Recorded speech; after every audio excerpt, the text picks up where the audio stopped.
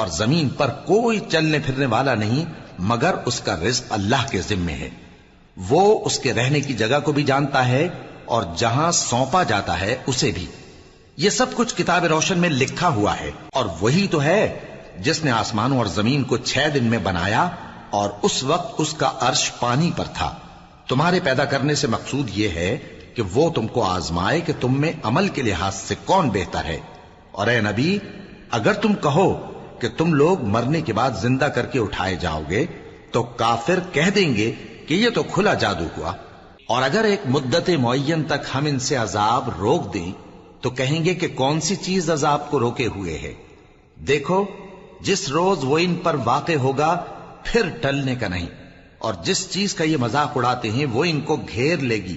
اور اگر ہم انسان کو اپنے پاس سے نعمت بخشیں پھر اس سے اس کو چھین لے تو نا امید اور ناشکرا ہو جاتا ہے. اور اگر تکلیف پہنچنے کے بعد آسائش کا مزہ چکھائیں تو خوش ہو کر کہتا ہے کہ سب سختیاں مجھ سے دور ہو گئیں.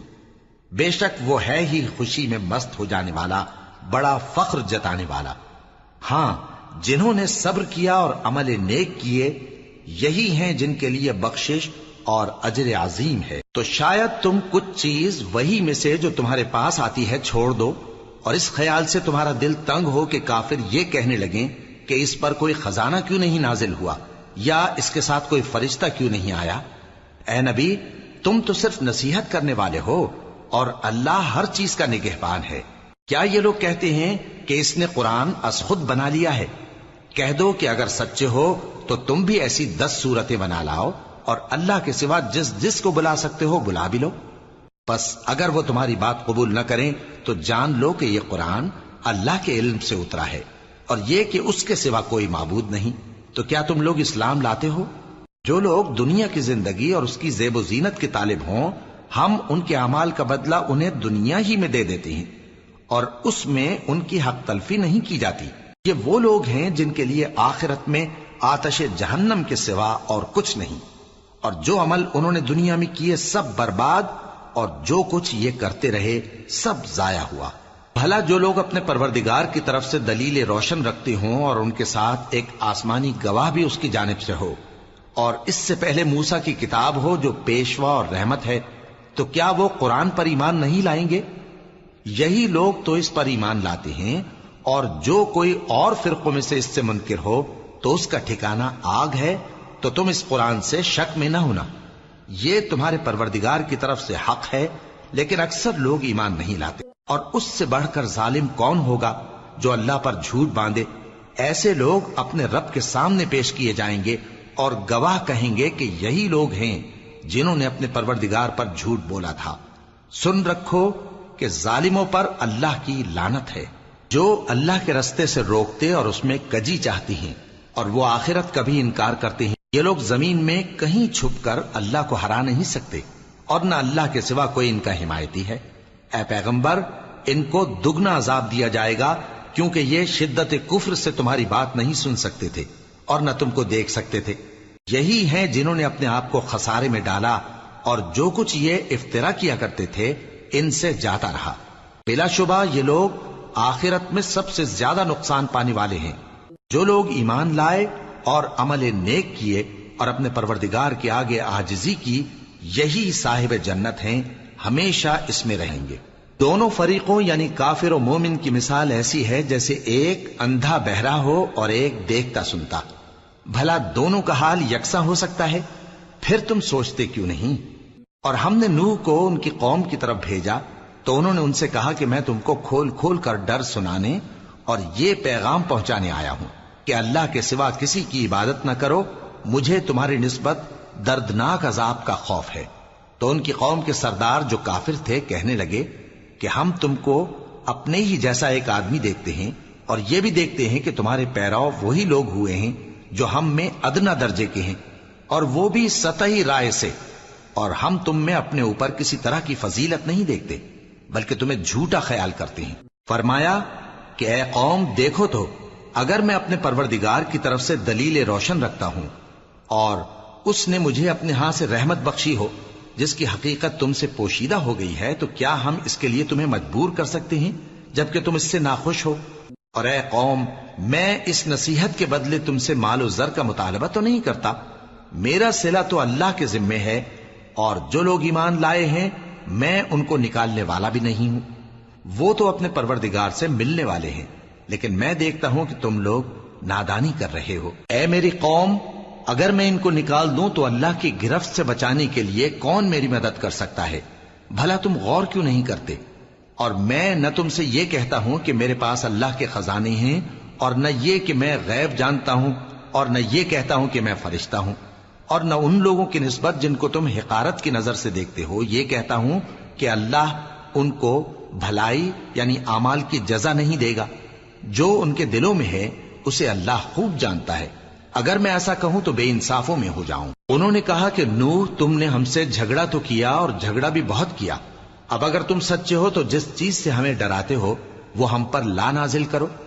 نوح نے کہا کہ اس عذاب کو تو اللہ ہی چاہے گا تو نازل کرے گا، اور تم اللہ کو کسی طرح ہرا نہیں سکتے، اور اگر میں یہ چاہوں کہ تمہاری خیر خواہی کروں اور اللہ یہ چاہے کہ تمہیں گمراہ رہنے دے تو میری خیر خواہی تم کو کچھ فائدہ نہیں دے سکتی، وہی تمہارا پروردگار ہے اور تمہیں اسی کی طرف لوٹ کر جانا ہے۔ کیا یہ لوگ کہتے ہیں کہ اس پیغمبر نے قرآن اپنے دل سے بنا لیا ہے؟ کہہ دو کہ اگر میں نے دل سے بنا لیا ہے تو میرے گناہ کا وبال مجھ پر، اور جو گناہ تم کرتے ہو اس سے میں بری الذمہ ہوں۔ اور نوح کی طرف وحی کی گئی کہ تمہاری قوم میں جو لوگ ایمان لا چکے ان کے سوا اور کوئی ایمان نہیں لائے گا، تو جو کام یہ کر رہے ہیں ان کی وجہ سے غم نہ کھاؤ، اور ایک کشتی ہمارے حکم سے ہمارے سامنے بناؤ، اور جو لوگ ظالم ہیں ان کے بارے میں مجھ سے کچھ نہ کہنا، کیونکہ وہ ضرور غرق کر دیے جائیں گے۔ اور نوح نے کشتی بنانا شروع کر دی، اور جب ان کی قوم کے سردار ان کے پاس سے گزرتے تو ان سے تمسخر کرتے۔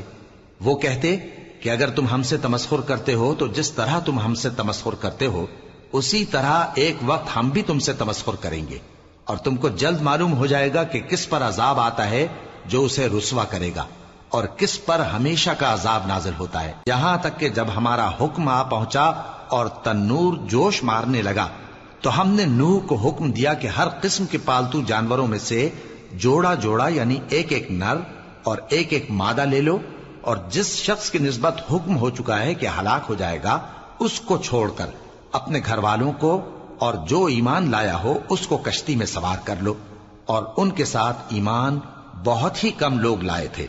نوح نے کہا کہ اللہ کا نام لے کر کہ اسی کے کرم سے اس کا چلنا اور ٹھہرنا ہے، اس میں سوار ہو جاؤ، بے شک میرا پروردگار بخشنے والا ہے، مہربان ہے۔ اور وہ ان کو لے کر طوفان کی لہروں میں چلنے لگی۔ لہریں کیا تھیں؟ گویا پہاڑ تھے۔ اس وقت نوح نے اپنے بیٹے کو جو کشتی سے الگ تھا پکارا کہ بیٹا ہمارے ساتھ سوار ہو جا اور کافروں میں شامل نہ ہو۔ اس نے کہا کہ میں ابھی پہاڑ سے جا لگوں گا، وہ مجھے پانی سے بچا لے گا۔ فرمایا کہ آج اللہ کے عذاب سے کوئی بچانے والا نہیں اور نہ کوئی بچ سکتا ہے مگر وہی جس پر اللہ رحم کرے۔ اتنے میں دونوں کے درمیان لہر حائل ہو گئی اور وہ ڈوب کر رہ گیا، اور حکم دیا گیا کہ اے زمین اپنا پانی نگل جا اور اے آسمان تھم جا، اور پانی خشک ہو گیا اور کام تمام کر دیا گیا، اور کشتی کوہ جودی پر جا ٹھہری، اور کہہ دیا گیا کہ بے انصاف لوگوں پر لعنت۔ اور نوح نے اپنے پروردگار کو پکارا اور کہا کہ پروردگار، میرا بیٹا بھی میرے گھر والوں میں ہے، تو اس کو بھی نجات دے، تیرا وعدہ سچا ہے اور تو بہترین حاکم ہے۔ اللہ نے فرمایا کہ اے نوح، وہ تیرے گھر والوں میں نہیں ہے، وہ تو سراسر بد عمل ہے، تو جس چیز کی تم کو حقیقت معلوم نہیں اس کے بارے میں مجھ سے درخواست ہی نہ کرو، اور میں تم کو نصیحت کرتا ہوں کہ نادان نہ بنو۔ نوح نے کہا پروردگار، میں تجھ سے پناہ مانگتا ہوں کہ ایسی چیز کی تجھ سے درخواست کروں جس کی حقیقت مجھے معلوم نہیں، اور اگر تو مجھے نہیں بخشے گا اور مجھ پر رحم نہیں فرمائے گا تو میں تباہ ہو جاؤں گا۔ حکم ہوا کہ نوح ہماری طرف سے سلامتی اور برکتوں کے ساتھ جو تم پر اور تمہارے ساتھ کی جماعتوں پر نازل کی گئی ہیں اتر آؤ، اور کچھ اور جماعتیں ہوں گی جن کو ہم دنیا کے فوائد سے بہرہ مند کریں گے، پھر ان کو ہماری طرف سے عذاب علیم پہنچے گا۔ یہ حالات غیب کی خبروں میں سے ہیں جو ہم تمہاری طرف بھیجتے ہیں، اور اس سے پہلے نہ تم ہی ان کو جانتے تھے اور نہ تمہاری قوم ہی ان سے واقف تھی، تو صبر کرو کہ انجام پرہیزگاروں ہی کا بھلا ہے۔ اور ہم نے قوم عاد کی طرف ان کے بھائی ہود کو بھیجا. انہوں نے کہا اے میری قوم اللہ ہی کی عبادت کرو، اس کے سوا تمہارا کوئی معبود نہیں. تم شرک کر کے اللہ پر محض بہتان باندھتے ہو. میری قوم میں اس واعظ و نصیحت کا تم سے کچھ صلہ نہیں مانگتا. میرا صلہ تو اس کے ذمے ہے جس نے مجھے پیدا کیا. بھلا تم سمجھتے کیوں نہیں؟ اور اے قوم اپنے پروردگار سے بخشش مانگو، پھر اس کے آگے توبہ کرو. وہ تم پر آسمان سے موسلا دھار بارش برسائے گا اور تمہاری طاقت پر طاقت بڑھائے گا. اور دیکھو گناہگار بن کر روگردانی نہ کرو. وہ بولے ہود تم ہمارے پاس کوئی دلیل ظاہر نہیں لائے، اور ہم صرف تمہارے کہنے سے نہ اپنے معبودوں کو چھوڑنے والے ہیں اور نہ تم پر ایمان لانے والے ہیں. ہم تو یہ سمجھتے ہیں کہ ہمارے کسی معبود نے تمہیں تکلیف پہنچا کر دیوانہ کر دیا ہے. انہوں نے کہا کہ میں اللہ کو گواہ کرتا ہوں اور تم بھی گواہ رہو کہ جن کو تم اللہ کا شریک بناتے ہو میں ان سے بیزار ہوں. یعنی جن کی اللہ کے سوا عبادت کرتے ہو، تو تم سب مل کر میرے بارے میں جو تدبیر کرنی چاہو کر لو اور مجھے مہلت نہ دو. میں اللہ پر جو میرا اور تمہارا سب کا پروردگار ہے بھروسہ رکھتا ہوں. زمین پر جو چلنے پھرنے والا ہے وہ اللہ کے قبضہ قدرت میں ہے. بے شک میرا پروردگار سیدھے رستے پر ہے. اب اگر تم روگردانی کرو گے تو جو پیغام میرے ذریعے تمہاری طرف بھیجا گیا ہے وہ میں نے تمہیں پہنچا دیا ہے، اور میرا پروردگار تمہاری جگہ اور لوگوں کو لا بسائے گا، اور تم اللہ کا کچھ بھی نہیں بگاڑ سکو گے. میرا پروردگار تو ہر چیز پر نگہبان ہے. اور جب ہمارا حکم عذاب آ پہنچا تو ہم نے ہود کو اور جو لوگ ان کے ساتھ ایمان لائے تھے ان کو اپنی مہربانی سے بچا لیا اور انہیں عذاب شدید سے نجات دی. یہ وہی قوم عاد ہے جس نے اللہ کی نشانیوں سے انکار کیا اور اس کے پیغمبروں کی نافرمانی کی اور ہر سرکش و متکبر کا کہا مانا. اور اس دنیا میں بھی لعنت ان کے پیچھے لگی رہی اور قیامت کے دن بھی لگی رہے گی. دیکھو قوم عاد نے اپنے پروردگار سے کفر کیا، اور سن رکھو قوم عاد پر پھٹکار ہے جو ہود کی قوم تھی. اور قوم سمود کی طرف ان کے بھائی صالح کو بھیجا تو انہوں نے کہا اے قوم اللہ ہی کی عبادت کرو، اس کے سوا تمہارا کوئی معبود نہیں. اسی نے تم کو زمین سے پیدا کیا اور اس میں آباد کیا، تو اس سے مغفرت مانگو اور اس کے آگے توبہ کرو. بے شک میرا پروردگار نزدیک بھی ہے اور دعا کا قبول کرنے والا بھی ہے. انہوں نے کہا کہ صالح اس سے پہلے ہم تم سے کئی طرح کی امیدیں رکھتے تھے، اب وہ منقطع ہو گئی. کیا تم ہم کو ان چیزوں سے منع کرتے ہو جن کو ہمارے بزرگ پوجتے آئے ہیں؟ اور جس بات کی طرف تم ہمیں بلاتے ہو اس کی طرف سے ہم بڑے بھاری شک میں ہیں. صالح نے کہا اے میری قوم بھلا دیکھو تو اگر میں اپنے پروردگار کی طرف سے کھلی دلیل پر ہوں اور اس نے مجھے اپنے ہاتھ سے نبوت کی نعمت بخشی ہو، تو اگر میں اللہ کی نافرمانی کروں تو اس کے سامنے میری کون مدد کرے گا؟ تم تو کفر کی باتوں سے میرا نقصان ہی کرتے ہو. اور یہ بھی کہا کہ اے قوم یہ اللہ کی اونٹنی تمہارے لیے ایک نشانی یعنی معجزہ ہے، تو اس کو چھوڑ دو کہ اللہ کی زمین میں جہاں چاہے چرتی پھرے، اور اس کو کسی طرح کی تکلیف نہ دینا ورنہ تمہیں جلد عذاب آ پکڑے گا. مگر انہوں نے اس کو کاٹ ڈالا. تو صالح نے کہا کہ اپنے گھروں میں 3 دن اور فائدے اٹھا لو، یہ وعدہ ہے کہ جھوٹا نہ ہوگا. پس جب ہمارا حکم آ گیا تو ہم نے صالح کو اور جو لوگ ان کے ساتھ ایمان لائے تھے ان کو اپنی مہربانی سے بچا لیا اور اس دن کی رسوائی سے محفوظ رکھا. بے شک تمہارا پروردگار طاقتور ہے، زبردست ہے. اور جن لوگوں نے ظلم کیا تھا ان کو چنگھاڑ کی صورت میں عذاب نے آ پکڑا تو وہ اپنے گھروں میں اوندھے پڑے رہ گئے، گویا کبھی ان میں بسے ہی نہ تھے. سن رکھو کہ قوم سمود نے اپنے پروردگار سے کفر کیا، اور سن رکھو قوم سمود پر پھٹکار ہے. اور ہمارے فرشتے ابراہیم کے پاس بشارت لے کر آئے تو سلام کہا، انہوں نے بھی جواب میں سلام کہا. ابھی کچھ وقفہ نہیں ہوا تھا کہ ابراہیم ایک بھنا ہوا بچڑا لے آئے. پھر جب دیکھا کہ ان کے ہاتھ کھانے کی طرف نہیں بڑھتے یعنی وہ کھانا نہیں کھاتے تو ان کو اجنبی سمجھ کر دل میں خوف کیا. فرشتوں نے کہا کہ خوف نہ کیجیے، ہم قوم لوط کی طرف ان کے ہلاک کرنے کو بھیجے گئے ہیں. اور ابراہیم کی بیوی جو پاس کھڑی تھی ہنس پڑی تو ہم نے اس کو اسحاق کی اور اسحاق کے بعد یعقوب کی خوشخبری دی. اس نے کہا اے میرے بچہ ہوگا، میں تو بڑھیا ہوں اور یہ میرے میاں بھی بوڑھے ہیں، یہ تو بڑی عجیب بات ہے. انہوں نے کہا کیا تم اللہ کی قدرت سے تعجب کرتی ہو؟ اے اہل بیت، تم پر اللہ کی رحمت اور اس کی برکتیں ہیں، وہ لائق تعریف ہے، بڑا ہے۔ پھر جب ابراہیم سے خوف جاتا رہا اور ان کو خوشخبری بھی مل گئی تو قوم لوط کے بارے میں لگے ہم سے بحث کرنے۔ بے شک ابراہیم بڑے تحمل والے، نرم دل اور رجوع کرنے والے تھے۔ اے ابراہیم، اس بات کو جانے دو، تمہارے پروردگار کا حکم آ پہنچا ہے اور ان لوگوں پر عذاب آنے والا ہے جو کبھی نہیں ٹلنے کا۔ اور جب ہمارے فرشتے لوط کے پاس آئے تو وہ ان کے آنے سے غمناک اور تنگ دل ہوئے اور کہنے لگے کہ آج کا دن بڑی مشکل کا دن ہے۔ اور لوط کی قوم کے لوگ ان کے پاس بے تحاشا دوڑتے ہوئے آئے اور یہ لوگ پہلے ہی سے انتہائی بےہودہ حرکتیں کیا کرتے تھے۔ لوط نے کہا کہ اے بھائیو، یہ جو میری قوم کی لڑکیاں ہیں یہ تمہارے لیے جائز اور پاک ہیں، تو اللہ سے ڈرو اور میرے مہمانوں کے بارے میں مجھے بے آبرو نہ کرو۔ کیا تم میں کوئی بھی شائستہ آدمی نہیں؟ وہ بولے تم کو معلوم ہے کہ تمہاری ان بیٹیوں کی ہمیں کچھ حاجت نہیں، اور جو ہماری غرض ہے اسے تم خوب جانتے ہو۔ لوط نے کہا اے کاش مجھ میں تمہارے مقابلے کی طاقت ہوتی یا میں کسی مضبوط قلعے میں پناہ لے لیتا۔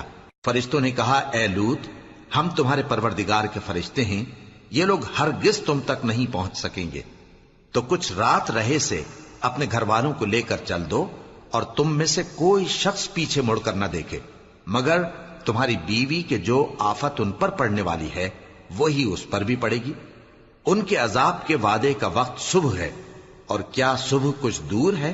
پھر جب ہمارا حکم آیا ہم نے اس بستی کو الٹ کر نیچے اوپر کر دیا اور ان پر پتھر کی تہ بتہ کنکریاں برسائیں جن پر تمہارے پروردگار کے ہاں سے نشان کیے ہوئے تھے، اور وہ بستی ان ظالموں سے کچھ دور نہیں۔ اور مدین کی طرف ان کے بھائی شعیب کو بھیجا تو انہوں نے کہا کہ اے قوم، اللہ ہی کی عبادت کرو کہ اس کے سوا تمہارا کوئی معبود نہیں، اور ناپ اور تول میں کمی نہ کیا کرو، میں تو تم کو آسودہ حال دیکھتا ہوں، اور اگر تم ایمان نہ لاؤ گے تو مجھے تمہارے بارے میں ایک ایسے دن کے عذاب کا خوف ہے جو تم کو گھیر کر رہے گا۔ اور اے میری قوم، ناپ اور تول انصاف کے ساتھ پوری پوری کیا کرو، اور لوگوں کو ان کی چیزیں کم نہ دیا کرو، اور زمین میں خرابی کرتے نہ پھرو۔ اگر تم کو میرے کہنے کا یقین ہو تو اللہ کا دیا ہوا نفع ہی تمہارے لیے بہتر ہے، اور میں تمہارا نگہبان نہیں ہوں۔ انہوں نے کہا اے شعیب، کیا تمہاری نماز تمہیں یہ سکھاتی ہے کہ جن کو ہمارے باپ دادا پوجتے آئے ہیں ہم ان کو ترک کر دیں، یا اپنے مال میں تصرف کرنا چاہیں تو نہ کریں؟ تم تو بڑے نرم دل اور بڑے سیدھے ہو۔ انہوں نے کہا کہ اے قوم، دیکھو تو اگر میں اپنے پروردگار کی طرف سے دلیل روشن پر ہوں اور اس نے اپنے ہاں سے مجھے نیک روزی دی ہو تو کیا میں اپنا فرض ادا نہ کروں؟ اور میں نہیں چاہتا کہ جس بات سے میں تمہیں منع کروں خود اس کو کرنے لگوں۔ میں تو جہاں تک مجھ سے ہو سکے تمہارے معاملات کی اصلاح چاہتا ہوں، اور اس بارے میں مجھے توفیق کا ملنا اللہ ہی کے فضل سے ہے۔ میں اسی پر بھروسہ رکھتا ہوں اور اسی کی طرف رجوع کرتا ہوں۔ اور اے قوم، میری مخالفت تم سے کوئی ایسا کام نہ کرا دے کہ جیسی مصیبت نوح کی قوم یا ہود کی قوم یا صالح کی قوم پر واقع ہوئی تھی ویسی ہی مصیبت تم پر واقع ہو۔ اور لوط کی قوم کا زمانہ تو تم سے کچھ دور نہیں، اور اپنے پروردگار سے بخشش مانگو اور اس کے آگے توبہ کرو، بے شک میرا پروردگار بڑا مہربان ہے، بہت محبت کرنے والا ہے۔ انہوں نے کہا کہ شعیب، تمہاری بہت سی باتیں ہماری سمجھ میں نہیں آتی، اور ہم دیکھتے ہیں کہ تم ہم میں کمزور بھی ہو، اور اگر تمہارے بھائی بند نہ ہوتے تو ہم تم کو سنسار کر دیتے، اور تم ہم پر کسی طرح بھی غالب نہیں ہو۔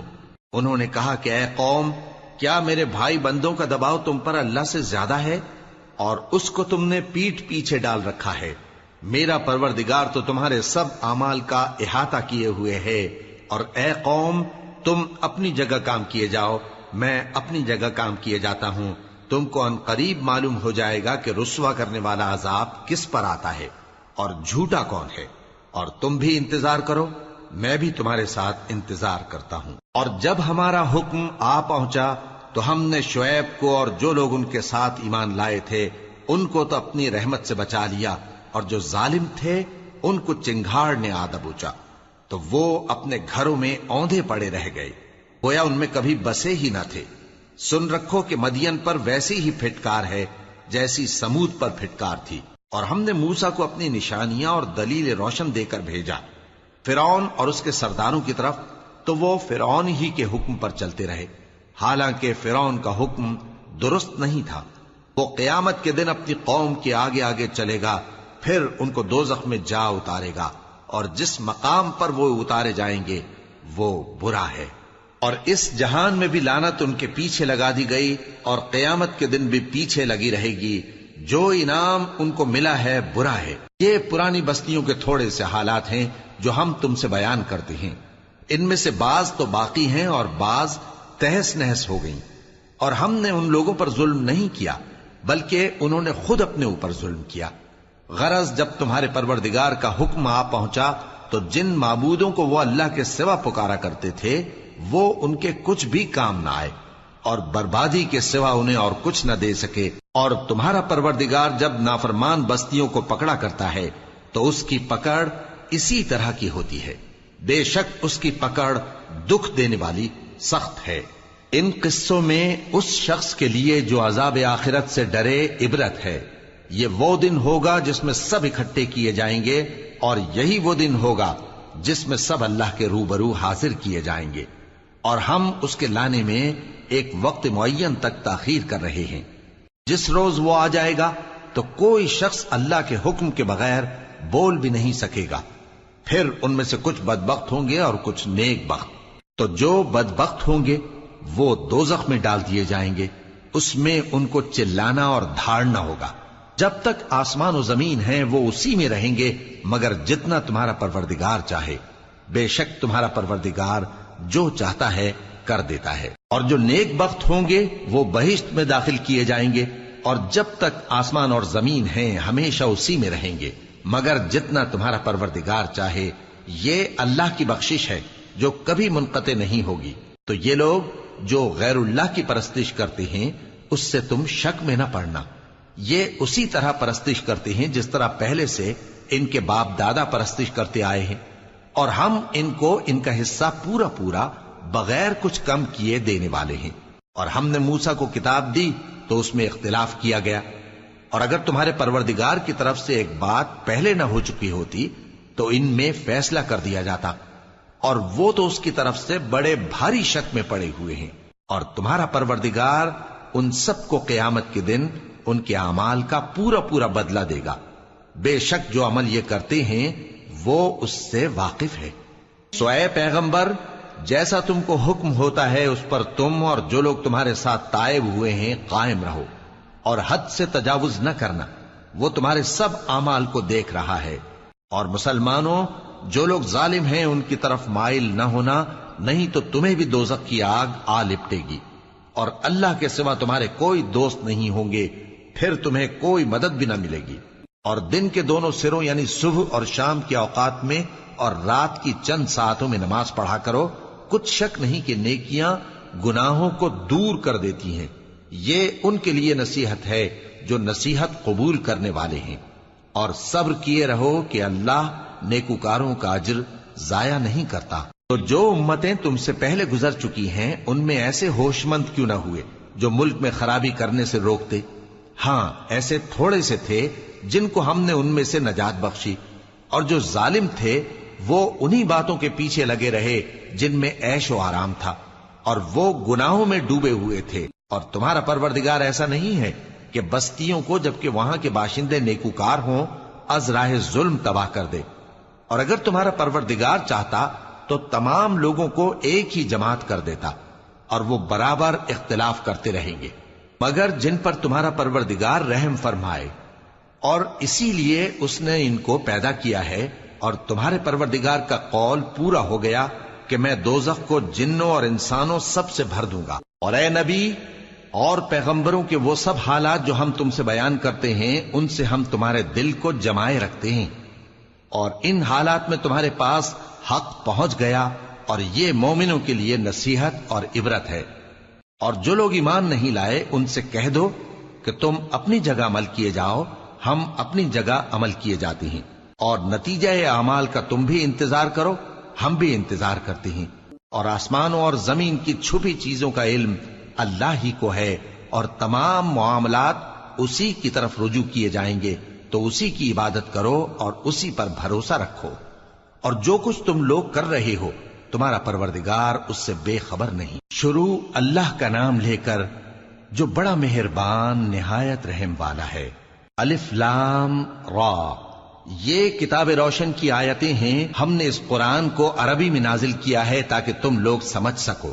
اے پیغمبر، ہم اس قرآن کے ذریعے سے جو ہم نے تمہاری طرف بھیجا ہے تمہیں ایک نہایت اچھا قصہ سناتے ہیں، اور تم اس سے پہلے بے خبر تھے۔ جب یوسف نے اپنے والد سے کہا کہ ابا، میں نے خواب میں 11 ستاروں اور سورج اور چاند کو دیکھا ہے، دیکھتا کیا ہوں کہ وہ مجھے سجدہ کر رہی ہیں۔ انہوں نے کہا کہ بیٹا، اپنے خواب کا ذکر اپنے بھائیوں سے نہ کرنا، نہیں تو وہ تمہارے حق میں کوئی چال چلیں گے۔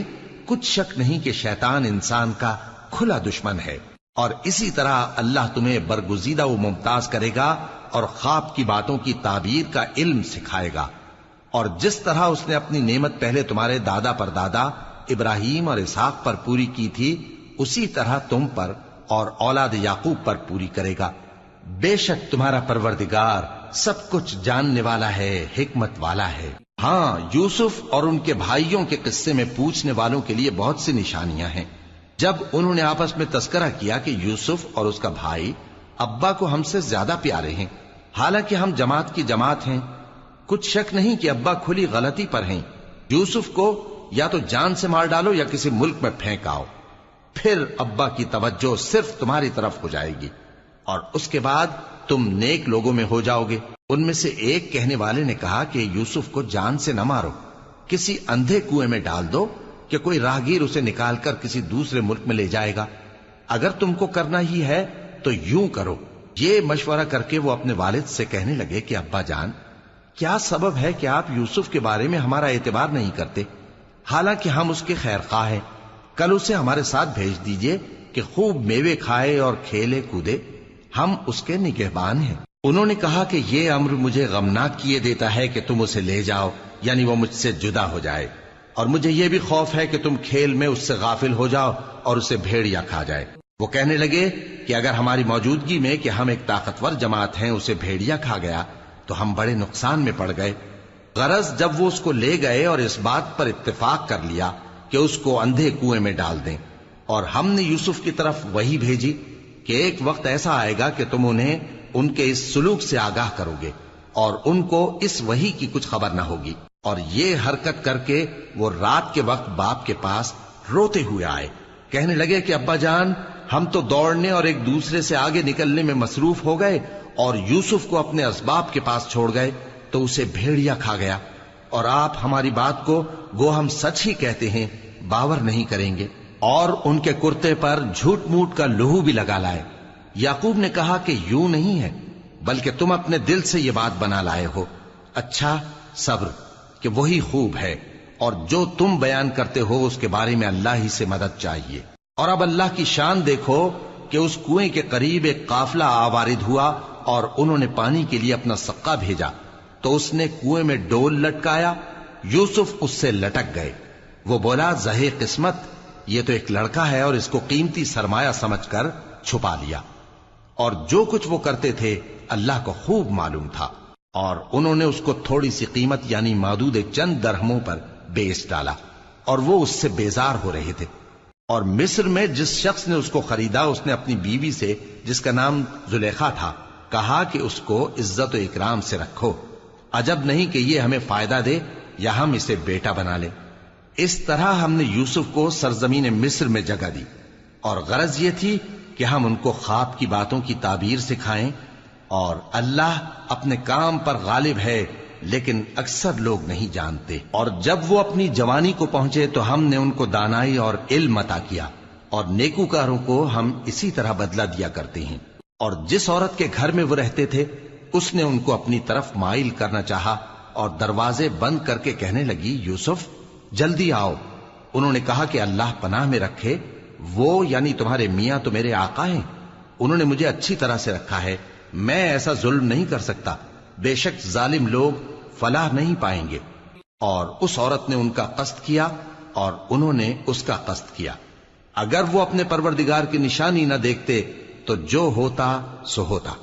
یوں اس لیے کیا گیا کہ ہم ان سے برائی اور بے حیائی کو روک دیں، بے شک وہ ہمارے چنے ہوئے بندوں میں سے تھے۔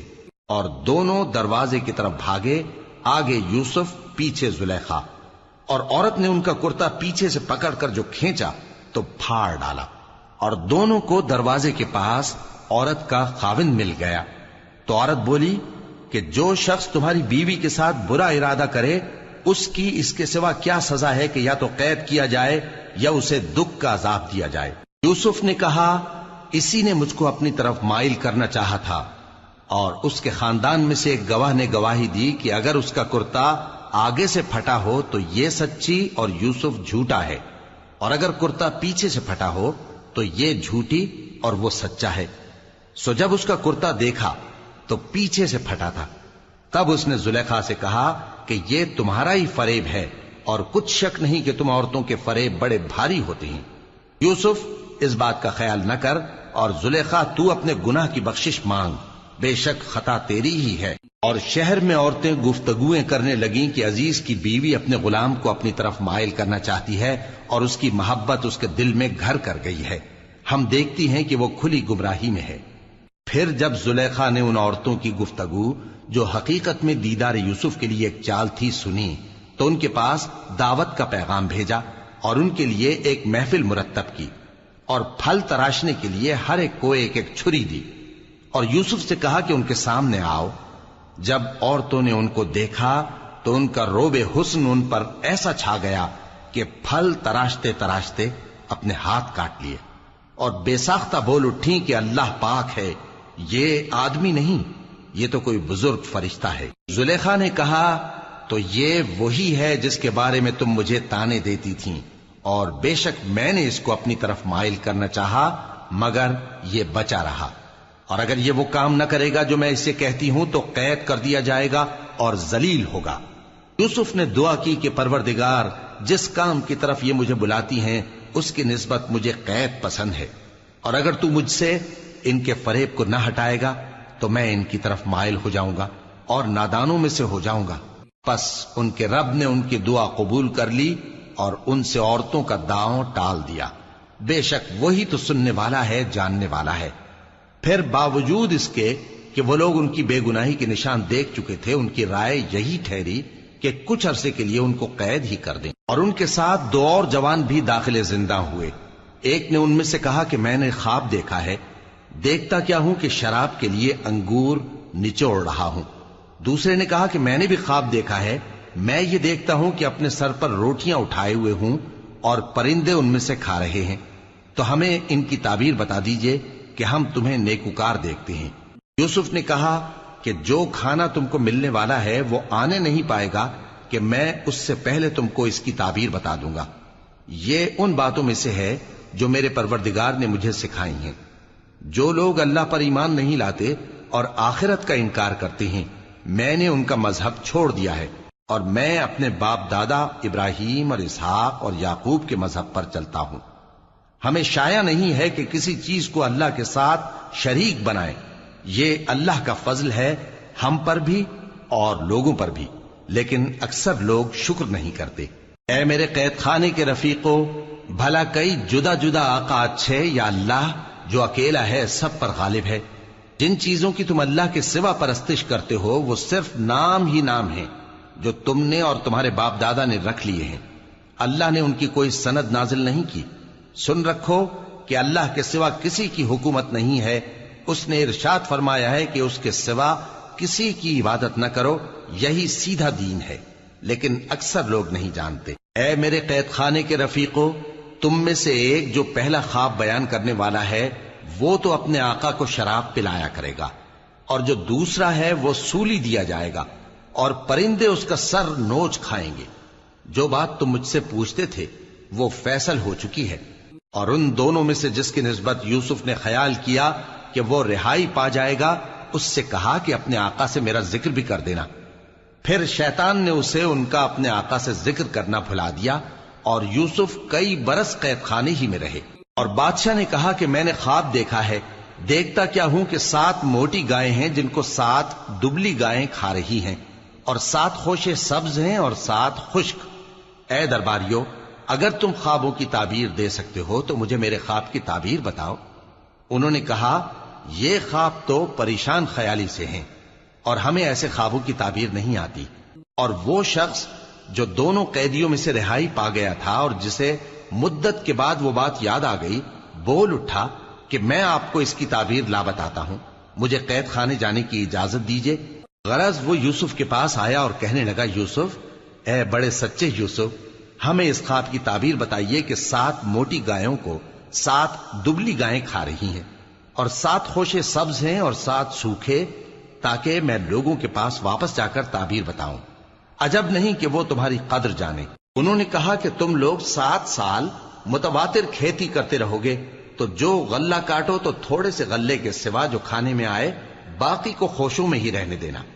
پھر اس کے بعد خشک سالی کے 7 سخت سال آئیں گے کہ جو غلہ تم نے جمع کر رکھا ہوگا وہ سب کو کھا جائیں گے، صرف وہی تھوڑا سا رہ جائے گا جو تم احتیاط سے رکھ چھوڑو گے۔ پھر اس کے بعد ایک ایسا سال آئے گا کہ خوب مے برسے گا اور لوگ اس میں رس نچوڑیں گے۔ اور یہ تعبیر سن کر بادشاہ نے حکم دیا کہ یوسف کو میرے پاس لے آؤ۔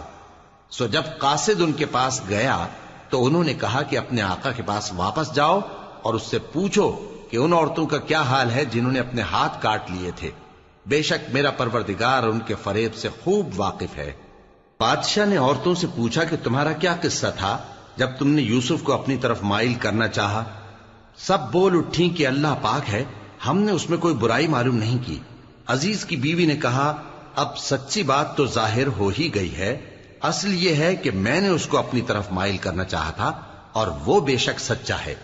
یوسف نے کہا کہ میں نے یہ بات اس لیے پوچھی ہے کہ عزیز کو یقین ہو جائے کہ میں نے اس کی پیٹھ پیچھے اس کی امانت میں خیانت نہیں کی، اور اللہ خیانت کرنے والوں کی چال کو چلنے نہیں دیتا۔